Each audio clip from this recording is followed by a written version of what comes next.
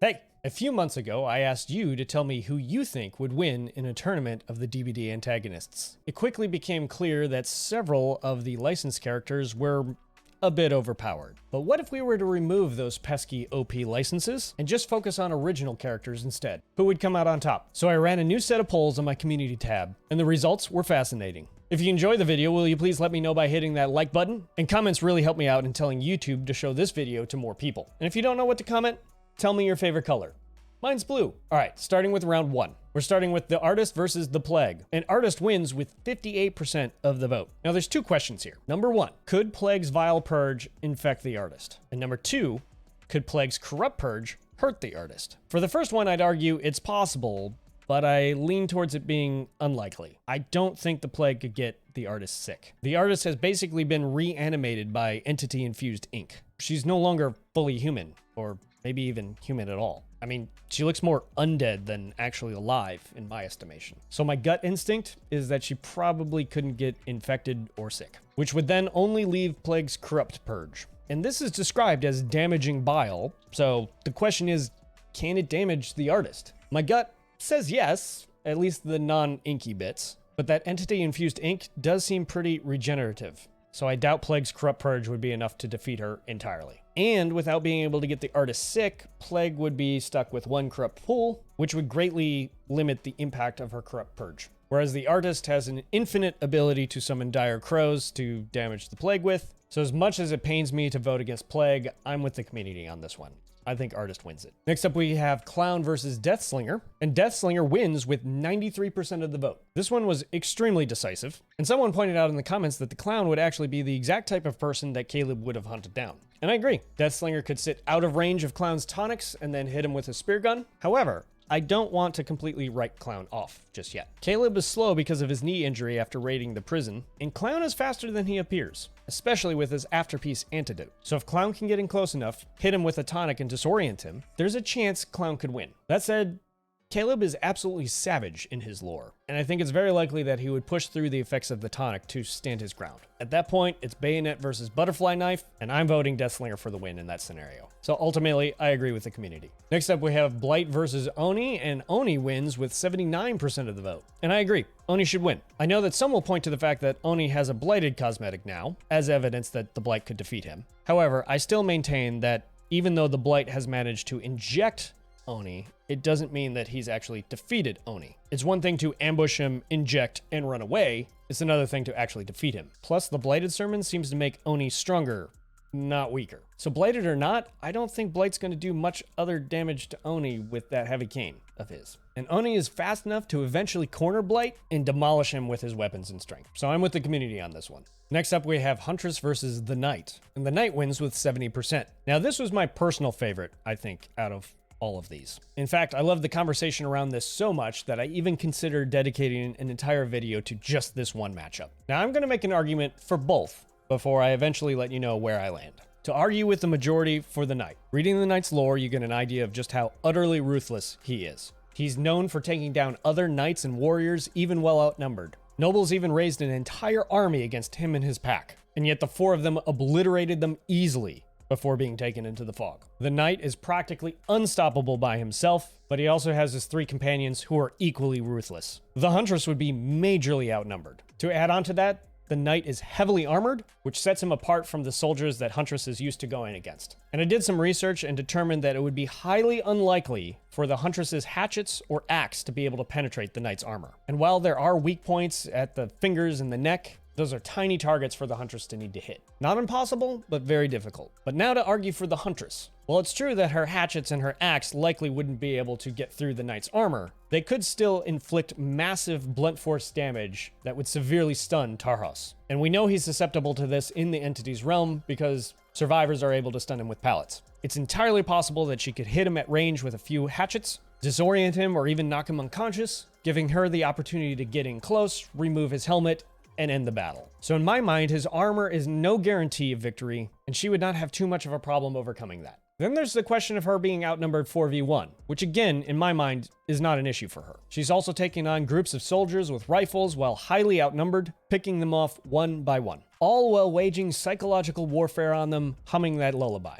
These were not incompetent soldiers either. Both sides were utterly ruthless to each other, but she ended up terrifying them so much that her enemies even banded together to fight against her. She still picked them off from the shadows, staying hidden, patiently hunting and stalking her prey and looking for the perfect opportunity to strike. I have no trouble imagining that she would do the exact same thing to Tarhos and his pack. All that to say, if I were to stop there, I would absolutely disagree with the community on this one. But there's one thing I haven't mentioned that's the real deciding factor for me. I haven't found an explanation for it, so if somebody knows, please let me know down in the comments. But Tarhos and his pack are most definitely supernatural at this point in the entity's realm. His companions seem to be some kind of ghost-like creatures now, phasing in and out of existence, able to pass through walls without issue. Tarhos himself is a little more questionable just because he's actually still bound by the laws of physics, at least within the entity's realm that is, and can be stunned himself, which suggests he can be hurt. But since his pack can't, I think this makes it very unlikely that the Huntress is defeating them all. And we know that they'll protect Tarhos at all costs because of their loyalty to him. So to me, it comes down to two questions. Can they be hurt? Which it seems like is a no. And two, is she going against just Tarhos or also his crew? If it's just Tarhos, she might stand a chance because of what I've already argued. If it's both him and his pack, which in my mind it is, her only chance is to get to Tarhos first and eliminate him. And then if that caused the others to disperse because perhaps their existence within the entity's realm is somehow bound to his, I don't know. It kind of seems like it is. So I still say she has a chance. But if it's all four of them, and let's say it is, I'm leaning with the community on this one. But I think it would play out like this. The knight and his crew would be walking through the entity's realm. They'd begin to hear that lullaby echoing in the air, its origin difficult to locate. They'd look around confused, and then suddenly a hatchet would fly out of the fog, striking the Carnifex in the head. Surprised but unfazed, he shakes it off, and the pack encircles around Tarhos. The assassin then sees the silhouette of a beast through the fog, and presses forward but quickly discovers nothing. The jailer then sees another large shadow move, and he goes to investigate, but finds nothing. One by one, they become more and more spread out as they investigate every passing glimpse of the Huntress, until they can no longer see each other through the dense fog. Little by little, they each move into perfect position, right where she wants them, all as her haunting music hangs over them in the air. Tarhos narrows his gaze as the lullaby momentarily stops, briefly echoing as it fades away. Suddenly, another hatchet flies out of the darkness, striking Tarhos in the head, blurring his vision and causing him to temporarily lose his balance. Before he can recover, a beast rushes at him with frightening speed, with a massive axe that connects with his plate armor directly in his chest, knocking the air from his lungs and him to the ground. He looks up through his blurred vision to see the axe held above his head, ready to strike, this time aiming for his neck. It begins to descend with tremendous fury and force. Despite being stunned, he's able to summon every ounce of strength and reflex left to raise his sword that he managed to keep a hand on and deflect the blow away. The Huntress is enraged as she struggles to regain her own balance and strike again. However, her window of opportunity is gone. Tarhos' pack has now returned to their leader, having heard him in trouble, and the three of them overwhelm her, dragging her to the ground. As she yells in rage, Tarhos stands to his feet and prepares to deliver the final blow. He pauses for a moment, regaining his breath, pleased in the knowledge that he and his pack were once again victorious, but also amazed as he looks upon the Huntress, now snarling like a wolf caught in a trap, because for the first time in his long existence, she made him feel something that he had never felt before throughout all of his conquests and battles. It was fear. Moving on to Nurse versus the Spirit, and Spirit wins with 71% of the vote. Here's another interesting one because both of them are paranormal, and the big question is whether either of them could really be killed. I think the community is right though, and Spirit would ultimately win. The Spirit can blink, but that leaves her open to attack during her fatigue, whereas the Spirit can phase in and out of existence and is incredibly fast with her katana. She could bait the Nurse into blinking, phase out, relocate, and then phase back in, while the Nurse is in fatigue, and strike. Plus, I see the Spirit's weapon being much more effective against the Nurse than Nurse's being against the Spirit. So while theoretically it might be a draw, we can't allow that, and if one of them must win, it's pretty clear to me it would be the Spirit. Next up, we have Hag versus the Dredge, and the Dredge wins with 93% of the vote. So the community voted overwhelmingly for the Dredge on this one, and I agree. However, I am going to make an argument for Hag's chances. We know that her primary power comes from her hexes, and we don't know for certain whether or not she has other hex abilities that could counter the Dredge, or if so, how powerful those hexes could be. So it's at least theoretically possible that Hag is powerful enough to defeat the Dredge. But since all we have to go off of is her hexes in game, which are all survivor-sided and rely on generators and hooks, or preventing aura reading, I can't think of anything in her kit that could directly combat the dredge. That said, I do have high confidence that the dredge could be able to capture her and absorb her into itself. So in this case, I'm going with the community on this one and voting for dredge. Next up, we have Twins versus the Skull Merchant, and Twins wins with 68% of the vote. This one I disagree on. Now, this poll ran between the PTB and the live release, so dislike for the Skull Merchant was at its height. And so my hypothesis is that this then skewed the results of the poll. I do admit that there is some argument for the Twins winning. Victor could be used to attack the drones and eliminate the Skull Merchant's tracking abilities, and Charlotte and Victor are used to evading those who mean to do them harm. Charlotte is definitely physically strong enough to take on the Skull Merchant one-on-one, and so I wouldn't say that they stand no chance. However, I'd personally vote for the Skull Merchant on this one because I think that her tech would be overwhelming to them. At first, they probably wouldn't know what to do because it's so far outside of anything that they had seen before, which would give the Skull Merchant a huge advantage to track them, ambush them, and take them down quickly with her massive mechanical arm before they could adapt and react. With more time, I think the Twins' chances go up, but I honestly don't think they get much time with her to begin with.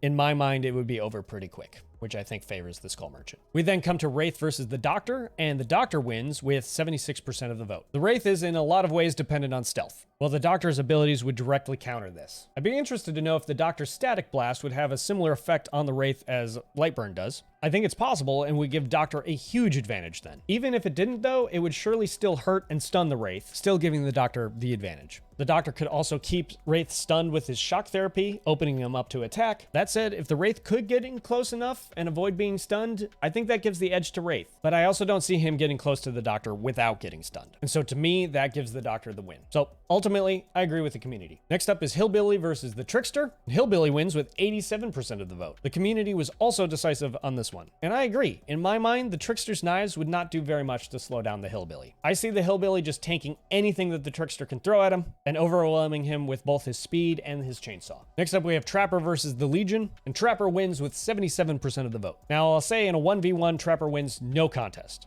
If it's just one member of the Legion at a time, it doesn't matter who it is, Trapper wins. But I do envision this as a 1v4. So Trapper versus the entire Legion. It is possible that through coordinated efforts, the Legion could surround Trapper and take him down. However, I don't really see this happening. We know that the Trapper is not only massive, but also capable of taking on extreme amounts of pain. I honestly don't see 4 teenagers with knives being able to inflict enough damage fast enough to overcome him. I would also expect them to be a little haphazard in their approach rather than coordinated. And a few well-placed traps and suddenly it's a 1v3 or a 1v2 or a 1v1. I think the Trapper's too strong and too cunning for the Legion to stand much of a chance on this one. And I honestly don't think the Legion poses much more of a threat to the Trapper than a team of 4 survivors. So in my opinion, Trapper takes this one, and I agree with the community. So that rounds out round 1, and we go on to round 2, starting with the Knight versus the Doctor, and Knight wins with 83% of the vote. And I'm with the community on this one. Yes, the Knight could be shocked by the Doctor, but knowing Tarhos, it's very likely that he would just push through that pain. And the Doctor's weapon isn't going to do a thing against the Knight's armor. And the deciding factor, again, for me, is Tarhos's crew. Even if the Doctor could shock the Knight, I don't think he could do the same to them, and they'd overwhelm him. If the Huntress couldn't win against the Knight, there's no way in my mind that the Doctor could either. Next up, we have Trapper versus the Twins, and Trapper wins with 79% of the vote. And I agree, Charlotte is tough, no doubt, but honestly, I don't think Victor poses any threat to Trapper other than to simply alert Charlotte to where he is. But if he gets stuck in a trap, then Charlotte's going to be more focused on getting him and saving him, leaving her open to the Trapper's attacks. Even without that, it's pretty much a 1v1 between Charlotte and Trapper. And while she does stand a chance in this scenario, I think it's way more likely that Trapper takes it. Again, his pain tolerance is very high, so there wouldn't be a whole lot that she could do to face him. And I also think his weapon is more practical than hers in this scenario because he'd have the longer reach with it. So I'm with the community on this one. Next up, we have Hillbilly versus Deathslinger, and Deathslinger wins with 56% of the vote. This one was very close and could go either way. Hillbilly would no doubt rush Deathslinger, and Caleb would not be able to do much to get out of the way. So for me, Deathslinger would have one shot, and it would come down to whether or not he could hit it. But in his lore, he sounds like a pretty incredible shot with that weapon. So in my opinion, I go Deathslinger. But if he misses, he's done for. Hillbilly would close the gap before he could reload, and it would be over. So I agree with the community, but it also makes sense that it's extremely close. Next up, we have Spirit versus the Artist, and Spirit wins with 84% of the vote. This one's pretty decisive, and I'm maybe a little surprised by that. But in agreement with the community, my gut tells me that it's more likely that Spirit could harm Artist than Artist could harm Spirit. The reality is, though, it might become a stalemate, especially if I'm right that the Artist could regenerate to some degree because of the entity-empowered ink bits. But since someone has to win, I'm inclined to go with the community on this one. I think I'm voting Spirit. If I had to choose, it would be Spirit. Next up, we have Ani versus the Dredge. and the Dredge wins with 53% of the vote, which makes this one the closest one of them all. And that honestly surprises me. I think it's important to note that the Oni is not a true Oni of legend. Rather, he's given that name by a lord as an insult, and then that becomes part of his identity once he's taken into the fog. I've heard that this is a way for the entity to taunt him because he hated that name, but I haven't been able to confirm that. So if you happen to know where that comes from, let me know down in the comments. I'd appreciate it. Whereas the Dredge is the physical manifestation of the worst and darkest thoughts of humanity. I definitely think the Oni would put up an incredible fight, but he'd probably exhaust himself hacking apart the various limbs that the Dredge puts out. But since the Dredge is actually the black cloud, and the fleshy bits are just the Dredge using the remains of its victims, I don't see the Oni ultimately winning. I believe that in the end, the Dredge would ultimately overwhelm him and consume him. Which now brings us to round 3. And starting off, we have the Spirit versus the Dredge. And the Dredge wins with 78% of the vote. And I'm definitely with the community on this one too. Granted, it would be tricky for the Dredge to catch her. I think she'd be pretty good at avoiding him. And since she's immortal and supernatural, she doesn't strike me as one to get exhausted either. So realistically, we might end up with another stalemate where she just keeps running from the Dredge for all of eternity. I don't think she could do anything against the Dredge though. And since somebody has to win, I'm with the community on this one. And so the Dredge moves on to the final round. Next up, we have Trapper versus the Deathslinger versus the Knight. And the Knight wins with 82% of the vote. We had an odd number remaining, so I made this a 1v1v1. And I think Trapper would definitely take down Deathslinger, but I agree that the Knight would defeat both. Trapper stands an okay chance 1v1 versus Tarhas, but again, with his supernatural crew included, I don't think Trapper's winning. It is possible that Deathslinger's spear would penetrate Tarhas's armor, so he could let Trapper and the Knight duke it out first, and then take a shot at the Knight once he's put Trapper down. But after reeling him in, I don't see him being able to do much after that. He could possibly get the bayonet between the Knight's plates, but it would be tough, and reeling him in just brings him closer to Tarhas and his sword, and then the Knight's crew still outnumbers them anyway. So I don't even think that if Trapper and Deathslinger teamed up against them that they'd take them all down. And I ultimately agree with the community that the Knight should move on to the final round to face the Dredge. So now we have Dredge versus the Knight, and Dredge wins with 84% of the vote. And I agree. I think there was only one way this whole thing could have ended. The Dredge is basically the pyramid head of the original roster. The fact that the Dredge is really just a black fog that absorbs its victims makes him nearly unstoppable. Just like the Oni, the Knight and his crew could attack the fleshy bits, but I don't think anything they're going to do is going to actually stop the Dredge itself. One by one, they'll all get absorbed, and the Dredge will just get stronger and stronger until none of them are remaining. So I agree 100% with the community that the Dredge should not only win this matchup, but also win the whole tournament. Let me know your thoughts in the comments. I love chatting with you all down there. And before I roll some outtakes, I wanted to tell you all, as always, you are awesome, stay awesome, and we'll see you in the next episode. Cheers.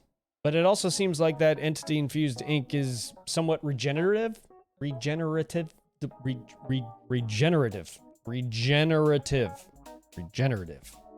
But that entity-infused ink does seem pretty regenerative. And we know that they'll protect Tarhas at all costs. With a massive axe that connects right in his place armor. With a massive axe that connects right in his place armor. Why can I not say plate armor? With a massive axe that connects right in his pleased in the knowledge that once again, he and his pack were victorious. Hit the mic. Moving on to Nurse versus the Spirit. Spirit wins with 21. How could Spirit win with 21%? And I agree. In my mind, Trickster's knives wouldn't do much this low to Trickster's okay, that doesn't work. And the Doctor's weapon isn't going to do a thing against the Knight's armor, even less than Huntress's hatchets. Huntress's hatchets. I believe in the end, the Dredge would overwhelm him and confuse him. I just confused myself. So realistically, we might end up with another stalemate. We're gonna have a staring contest between the Dredge and the Spirit.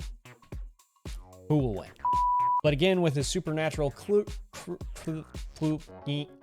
so I agree 100% with the community. The Dredge,